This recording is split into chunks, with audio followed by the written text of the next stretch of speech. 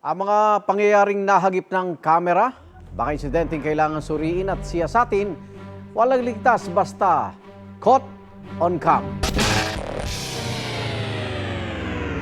Ang caught on cam natin ngayong umaga ang pagbaha dulot ng habagat sa iba't ibang lugar. Ang unang video natin, tanghali kahapon ang bumuhos ang malakas na ulan na nagdulot ng baha sa De Gloria Extension, Talanay, Batasan Hills, Quezon City. Sa video makikita naglalakad ang isang lalaking nakapayong sa gilid ng kalsadang na ginagawa. Pero kasunod niya isang bata na natangay na ng baha sa gitna ng ginagawang kalsada at nahulog sa butas.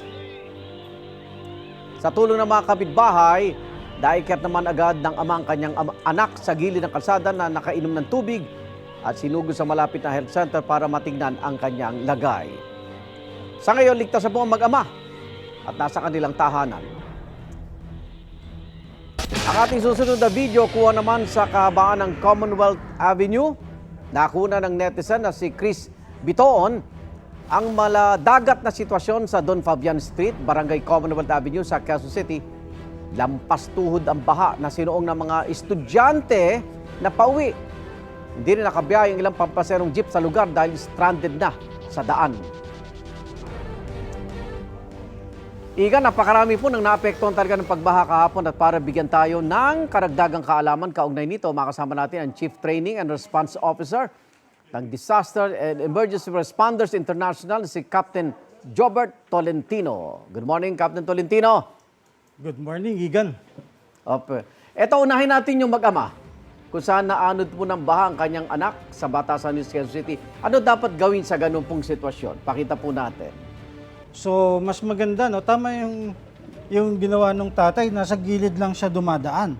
Yung bata, nung sumunod sa kanya, remember, magkaiba tayo ng height. So, pag malakas ang agos, pag umabot na ng hita yung agos, pwede na tayong madala niyan. Matatangay ka na. Ganun yung nangyari dun sa bata. Ano?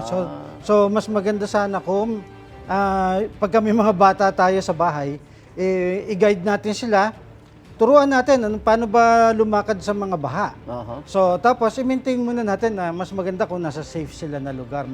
Wag muna sumunod-sunod kung mga Sa ganyan. tatay, bantay maigi. Oo, so turuan natin yung mga bata kung anong gagawin pag kami mga disasters na katulad niyan. Pero kagaya niyan, kunyari, nahulog na sa tubig ba, sa hukay, anong agad-agad nating action dyan? So, immediate, syempre, yung instinct ng tatay, ligtas yung anak niya. Kaya, dumive din siya, no? Dumive siya dun sa baba. Buti nakuha niya agad yung bata.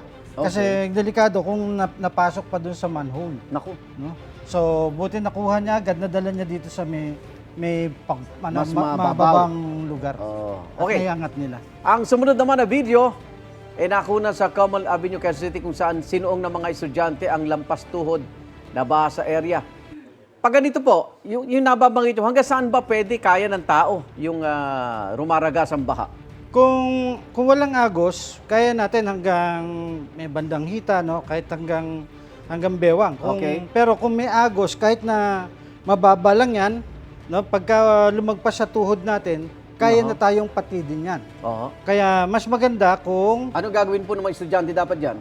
Dapat, ito yung ito yung tawag ito, pedestrian, yung sidewalk, no? So mas maganda kung dito sila at maganda rin kung nakasuot sila nung yung mga bagong raincoat ngayon, meron ng reflectorized, di ba? Okay. So kung mga sa kalsada sila dadaan, maganda yung malayo pa lang mga sasakyan na nakikita na sila. So dito tayo mag-maintain pa rin tayo dito dadaan sa tamang daanan ng mga pedestrian. Pero remember, nandyan din malalapit yung mga manhole. No? So pag may pagbaha, hindi natin nakikita yung kung may butas dyan. Kaya dapat pag naglalakad tayo dyan, maganda kung meron makakuha tayo ng stick para yun muna i-guide natin. Kung wala, yung paa muna natin ng... Hindi tuloy-tuloy Hindi ang basta lakad. diretsong lakad. Kasi baka ma-shoot ka. Okay. Naku, maraming salamat, Captain Jobert Tolentino. At sa ating mga kapuso, Igan, doble ingat po ha. Lalo na ngayong panahon ng tagulan, mga insidenteng gaya nito ating tututukan dito sa Caught on Cam.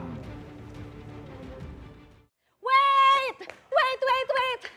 Wait lang! Huwag mo muna i-close. Mag-subscribe ka na muna sa GMA Public Affairs YouTube channel para lagi kang una sa mga latest kwento at balita.